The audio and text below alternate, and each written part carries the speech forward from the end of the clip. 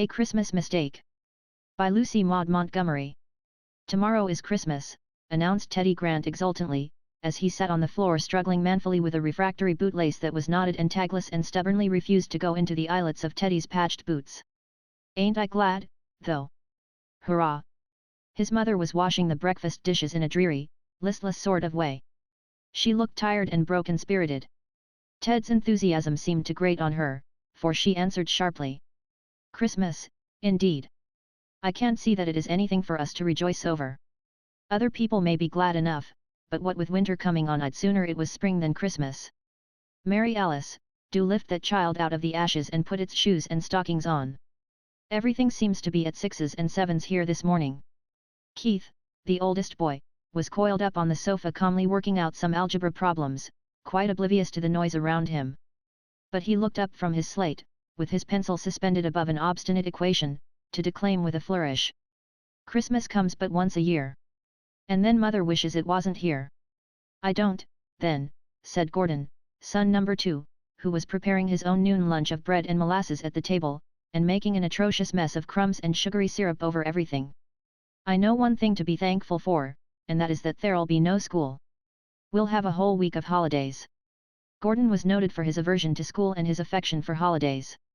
And we're going to have turkey for dinner, declared Teddy, getting up off the floor and rushing to secure his share of bread and molasses, and cranberry sauce and pound cake. Ain't we, Ma?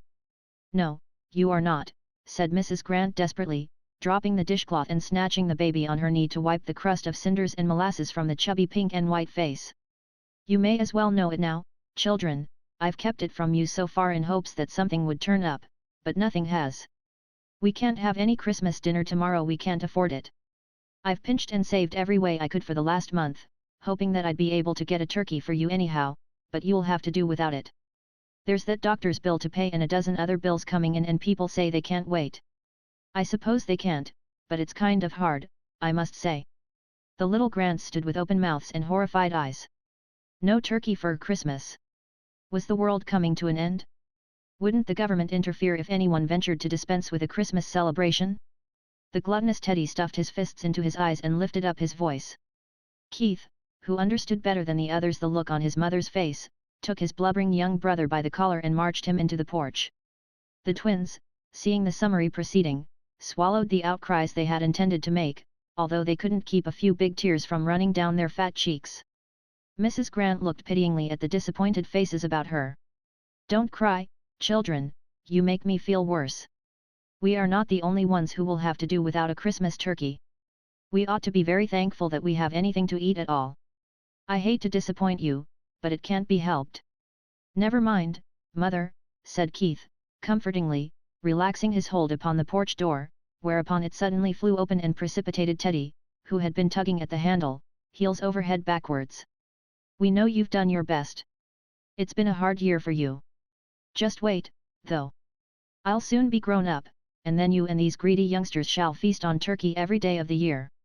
Hello, Teddy, have you got on your feet again? Mind, sir, no more blubbering. When I'm a man, announced Teddy with dignity, I'd just like to see you put me in the porch. And I mean to have turkey all the time, and I won't give you any, either. All right, you greedy small boy. Only take yourself off to school now, and let us hear no more squeaks out of you. Tramp, all of you, and give Mother a chance to get her work done. Mrs. Grant got up and fell to work at her dishes with a brighter face. Well, we mustn't give in, perhaps things will be better after a while. I'll make a famous bread pudding, and you can boil some molasses taffy and ask those little Smithsons next door to help you pull it. They won't whine for turkey, I'll be bound. I don't suppose they ever tasted such a thing in all their lives. If I could afford it, I'd have had them all in to dinner with us. That sermon Mr. Evans preached last Sunday kind of stirred me up. He said we ought always to try and share our Christmas joy with some poor souls who had never learned the meaning of the word. I can't do as much as I'd like to. It was different when your father was alive. The noisy group grew silent as they always did when their father was spoken of. He had died the year before, and since his death the little family had had a hard time. Keith, to hide his feelings, began to hector the rest. Mary Alice, do hurry up. Here, you twin nuisances, get off to school. If you don't you'll be late and then the master will give you a whipping. He won't, answered the irrepressible Teddy. He never whips us, he doesn't. He stands us on the floor sometimes, though, he added, remembering the many times his own chubby legs had been seen to better advantage on the school platform. That man, said Mrs. Grant, alluding to the teacher, makes me nervous.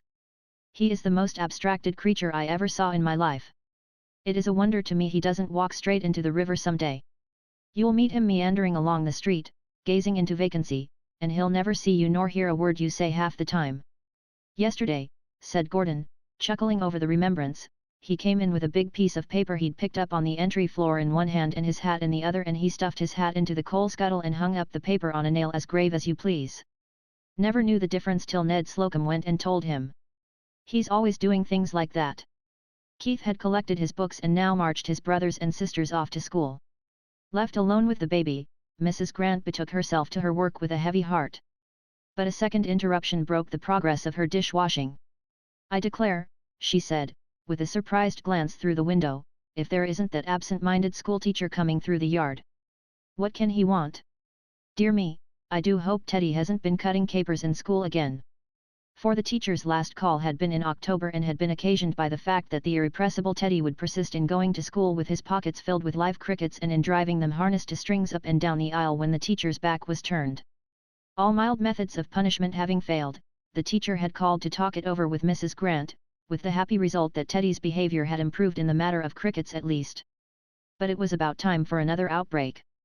Teddy had been unnaturally good for too long a time.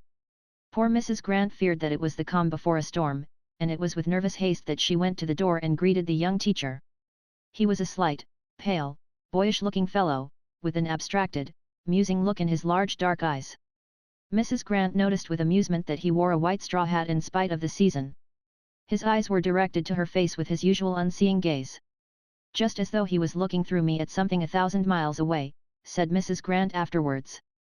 I believe he was, too. His body was right there on the step before me, but where his soul was is more than you or I or anybody can tell.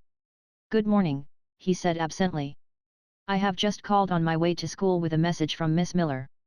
She wants you all to come up and have Christmas dinner with her tomorrow. For the land's sake, said Mrs. Grant blankly. I don't understand. To herself she thought, I wish I dared take him and shake him to find if he's walking in his sleep or not. You and all the children, everyone, went on the teacher dreamily, as if he were reciting a lesson learned beforehand. She told me to tell you to be sure and come. Shall I say that you will? Oh, yes, that is, I suppose I don't know, said Mrs. Grant incoherently. I never expected. Yes, you may tell her we'll come, she concluded abruptly. Thank you, said the abstracted messenger, gravely lifting his hat and looking squarely through Mrs. Grant into unknown regions. When he had gone, Mrs. Grant went in and sat down, laughing in a sort of hysterical way. I wonder if it is all right. Could Cornelia really have told him? She must, I suppose, but it is enough to take one's breath. Mrs. Grant and Cornelia Miller were cousins, and had once been the closest of friends, but that was years ago, before some spiteful reports and ill-natured gossip had come between them, making only a little rift at first that soon widened into a chasm of coldness and alienation. Therefore this invitation surprised Mrs. Grant greatly. Miss Cornelia was a maiden lady of certain years, with a comfortable bank account and a handsome, old-fashioned house on the hill behind the village. She always boarded the school teachers and looked after them maternally. She was an active church worker and a tower of strength to struggling ministers and their families. If Cornelia has seen fit at last to hold out the hand of reconciliation, I'm glad enough to take it. Dear knows, I've wanted to make up often enough, but I didn't think she ever would. We've both of us got too much pride and stubbornness. It's the Turner blood in us that does it. The Turners were all so set. But I mean to do my part now she has done hers. And Mrs. Grant made a final attack on the dishes with a beaming face. When the little Grants came home and heard the news, Teddy stood on his head to express his delight, the twins kissed each other, and Mary Alice and Gordon danced around the kitchen. Keith thought himself too big to betray any joy over a Christmas dinner, but he whistled while doing the chores until the bare welkin in the yard rang, and Teddy, in spite of unheard-of misdemeanors, was not collared off into the porch once. When the young teacher got home from school that evening, he found the yellow house full of all sorts of delectable odors. Miss Cornelia herself was concocting mince pies after the famous family recipe, while her ancient and faithful handmaiden, Hannah, was straining into molds the cranberry jelly. The open pantry door revealed a tempting array of Christmas delicacies. "Did you call and invite the Smithsons up to dinner as I told you?" asked Miss Cornelia anxiously. "Yes," was the dreamy response as he glided through the kitchen and vanished into the hall. Miss Cornelia crimped the edges of her pies delicately with a relieved air. "I made certain he'd forget it," she said. "You just have to watch him as if he were a mere child. Didn't I catch him yesterday starting off to school in his carpet slippers? And in spite of me he got away today in that ridiculous summer hat. You'd better set that jelly in the out pantry to cool, Hannah, it looks good. We'll give those poor little Smithsons a feast for once in their lives if they never get another." At this juncture the hall door flew open and Mr. Palmer appeared on the threshold. He seemed considerably agitated and for once his eyes had lost their look of space searching. "Miss Miller, I am afraid I did make a mistake this morning. It has just dawned on me. I am almost sure that I called at Mrs. Grant's and invited her and her family instead of the Smithsons. And she said they would come." Miss Cornelia's face was a study. "Mr. Palmer," she said, flourishing her crimping fork tragically, "do you mean to say you went and invited Linda Grant here tomorrow?" "Linda Grant, of all women in this world." "I did," said the teacher with penitent wretchedness.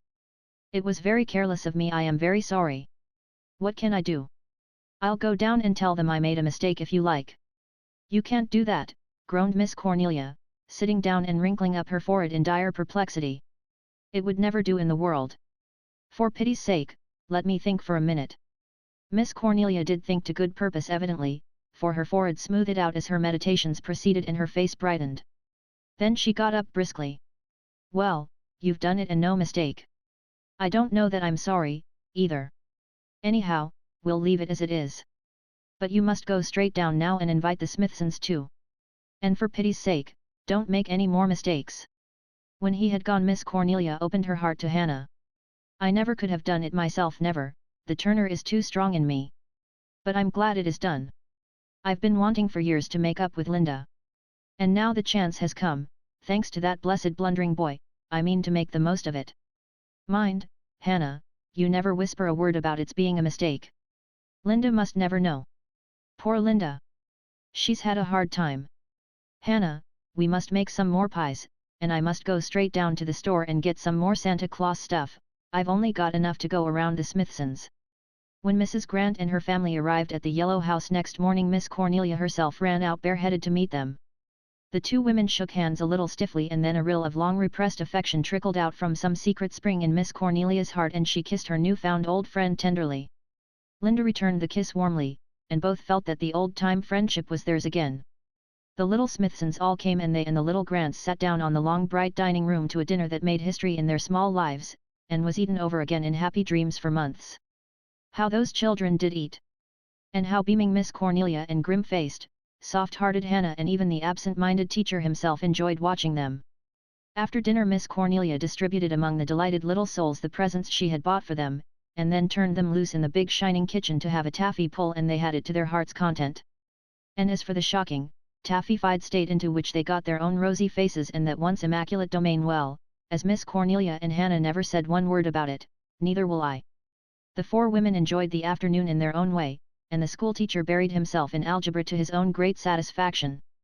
When her guests went home in the starlit December dusk, Miss Cornelia walked part of the way with them and had a long confidential talk with Mrs. Grant. When she returned it was to find Hannah groaning in and over the kitchen and the schoolteacher dreamily trying to clean some molasses off his boots with the kitchen hairbrush. Long-suffering Miss Cornelia rescued her property and dispatched Mr. Palmer into the woodshed to find the shoe brush. Then she sat down and laughed. "Hannah, what will become of that boy yet? There's no counting on what he'll do next. I don't know how he'll ever get through the world, I'm sure, but I'll look after him while he's here at least. I owe him a huge debt of gratitude for this Christmas blunder. What an awful mess this place is in. But, Hannah, did you ever in the world see anything so delightful as that little Tommy Smithson stuffing himself with plum cake, not to mention Teddy Grant? It did me good just to see them."